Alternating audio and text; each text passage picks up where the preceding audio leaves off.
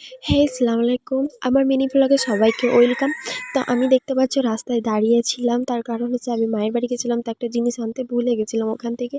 তো আমি রাস্তায় ভাইকে ফোন করে ডাকলাম, তো ভাই দিতে চলে এলো। দেখো আমি ভুলে গেছিলাম এটা, তার কারণ আমার চার্জ ছিল না, তো ভাইয়ের চার্জারে আমি চার্জে দিয়েছিলাম। তো ওটা ও দিয়ে গেল, তারপর আমরা গাড়ি স্টার্ট করে দিলাম। তো দেখো কিছুটা যাওয়ার পর আবার একটা ট্রাক্টরের সামনে আমি ফেঁসে গেছি। তো সেখানে অনেকটা দাঁড়িয়ে থাকলাম। আমি আর আমার ছেলে গেছিলাম। আমি মানে যেতাম না, আমার মা ডেকেছিল আমাকে কিছু খাবার দেওয়ার জন্য।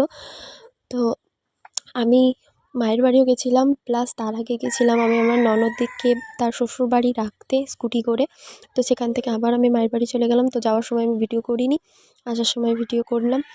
তো দেখো আমার সঙ্গে তো কেউ ছিল না, তাই আমি ভাবলাম যে আমি একটু ভিডিও করি। তো আমি এক হাতে স্কুটি চালাচ্ছি আর এক হাতে মোবাইলে ভিডিও করছি। আমি আর আমার ছেলে